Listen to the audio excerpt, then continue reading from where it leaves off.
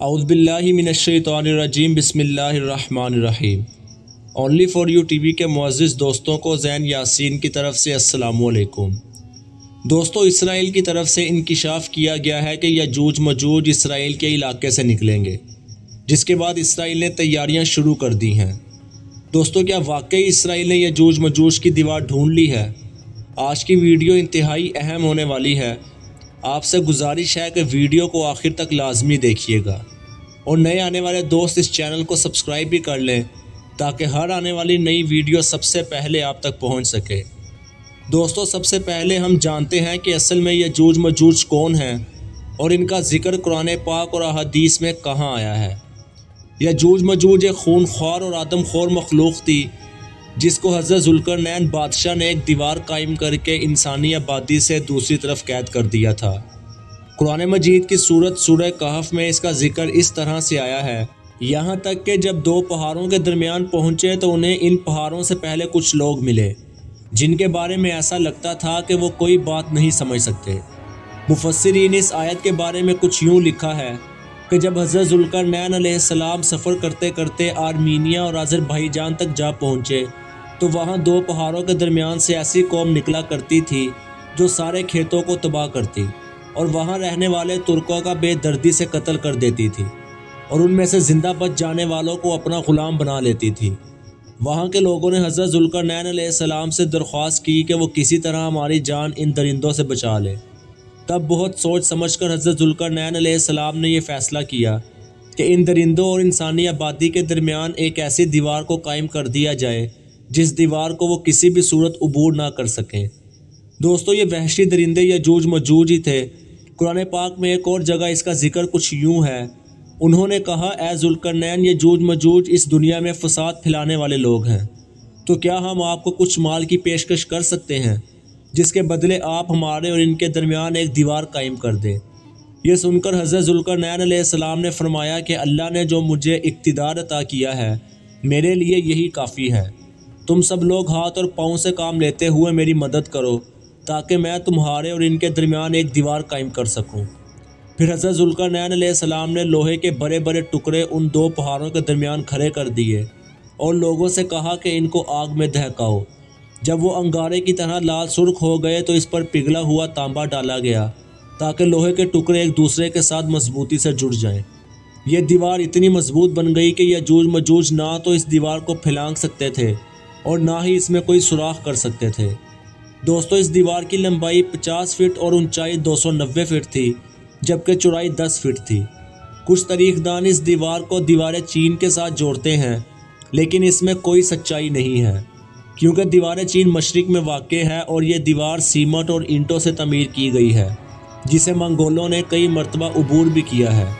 जबकि यजूज मजूज की दीवार शुमाल की जानिब मौजूद है जो सिर्फ़ और सिर्फ अल्लाह के हुक्म से ही गिर सकती है।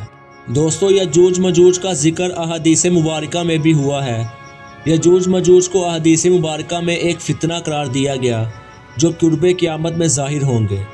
हज़रत अबू हुरैरा रज़ी अल्लाह ताला अन्हु से रिवायत है कि नबी करीम सल्लल्लाहु अलैहि वसल्लम ने फरमाया, यजूज मजूज हर रोज़ अपनी दीवार खोदते हैं, यहाँ तक कि जब करीब होता है कि सूरज की रोशनी इनको दिखाई दे तब इनका सरदार कहता है कि अब वापस चलो, बाकी कल खोदेंगे। फिर अल्लाह ताला उस दीवार को वैसे ही मजबूत कर देता है जैसे वो पहले थी। तारीख़ के मुताबिक यजूज मजूज हज़रत नूह अलैहिस्सलाम के एक बेटे याफिस की औलाद में से हैं जो खाना बदोश और वहशी कबाइल पर मुश्तमिल थी। इनकी तादाद बहुत तेज़ी से बढ़ती चली गई। हज़रत ज़ुल्करनैन अलैहिस्सलाम के दौर में यजूज मजूज बहुत सी आबादियों पर फैल चुके थे। इन्होंने हर जगह कत्लो गारत शुरू कर दी थी, यहाँ तक कि हज़रत ज़ुल्करनैन अलैहिस्सलाम ने इन्हें कैद कर दिया। क़यामत के करीब यजूज मजूज इस दीवार को गिराने में कामयाब हो जाएंगे क्योंकि उनकी ज़ुबान से इंशाअल्लाह निकल जाएगा और इन्हीं अल्फाज की वजह से वो दीवार गिर जाएगी, लेकिन वो हक़ का रास्ता इख्तियार नहीं करेंगे। दीवार गिरने के बाद वो शोर मचाते हुए इंसानी बस्तियों में दाखिल हो जाएंगे और बदतरीन फसाद बर्पा करेंगे। वो बस्तियों को उजाड़ते हुए हर जगह शर को फैलाएंगे। जब इनकी एक जमात दरियाए तिब्रिया से गुजरेगी, एक हदीस के मुताबिक वो इस झील का सारा पानी पी जाएंगे। जब इनकी दूसरी जमात वहाँ से गुजरेगी तो वो समझेगी कि जैसे यहाँ पर कभी पानी था ही नहीं। दोस्तों, तिब्रिया झील इस वक्त इसराइल की सबसे बड़ी झील है। इसका जिक्र तुरैत और इंजील में भी आया है। हज़रत ईसा अलैहिस्सलाम ने अपनी ज़िंदगी का बड़ा हिस्सा इस दरिया के किनारे गुजारा। दोस्तों, हैरानी की बात यह है कि चंद दिनों पहले कुछ इसराइली साइंसदानों ने यह दावा किया है कि यजूज मजूज इसराइल से निकलेंगे। उनके मुताबिक यजूज मजूज किसी दीवार या पहाड़ के पीछे कैद नहीं, बल्कि ज़मीन के अंदर मौजूद हैं और एक दिन इसराइल के किसी पहाड़ी इलाके से नमूदार होंगे और दुनिया भर में तबाही मचाएंगे। यजूज मजूज ज़ाहिर होने के बाद दरियाए तिब्रिया से कत्लो गारत करते हुए ये ऐलान करते जाएंगे कि ज़मीन पर इनका कब्ज़ा हो चुका है। वो सबको अपनी अताअत करने का हुक्म जारी करेंगे। वो ज़मीन के साथ साथ आसमानों पर अपनी हुकूमत कायम करने का ऐलान करेंगे। ये अल्फाज कहकर वो आसमान की तरफ एक तीर फेंकेंगे जो खून से लिबरा हुआ वापस आएगा। उस वक्त हज़रत ईसा अलैहिस्सलाम का नुज़ूल हो चुका होगा। वो तमाम मुसलमानों को लेकर कोहे तूर पर चले जाएंगे।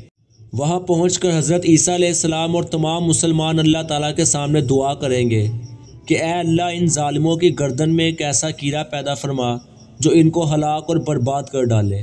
अल्लाह ताला इनकी दुआ को कबूल फरमाएगा और यजूज मजूज की गर्दनों में ऐसा कीड़ा पैदा कर देगा जो इन सबको हलाक कर देगा। सारी ज़मीन इनकी लाशों से भर जाएगी।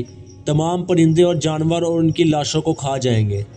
फिर अल्लाह ताला बारिश बरसाकर तमाम ज़मीन को इन दरिंदों से पाक कर देगा। दोस्तों, यजूज मजूज के निकलने का वक्त हज़रत इमाम मेहदी के ज़ाहिर होने और दज्जाल के निकलने के बाद होगा, जबकि हज़रत ईसा अलैहिस्सलाम उस वक्त दज्जाल को कत्ल कर चुके होंगे। यजूज मजूज के निकलने की एक बड़ी निशानी दरियाए तिब्रिया के पानी के कम होने को ख्याल किया जाता है। आज के दौर में ईसाई चीन को यजूज मजूज समझते हैं। ये सब इनके अंदाजे हैं, सच वही है जो कुरान और हदीस में बयान हुआ है। यजूज मजूज को क़यामत की निशानियों में से एक बड़ी निशानी करार दिया जाता है। वो क़यामत के करीब ही ज़ाहिर होंगे और इनका ख़ात्मा बहुत भयानक होगा। अल्लाह ताला से दुआ है कि हमें हर फितने से महफूज फरमाए। दोस्तों, तो ये थी आज की वीडियो। आपको ये वीडियो कैसी लगी इसका इजहार कमेंट बॉक्स में ज़रूर कीजिएगा। मिलते हैं एक ऐसी ही नई वीडियो के साथ, तब तक के लिए अल्लाह हाफिज़।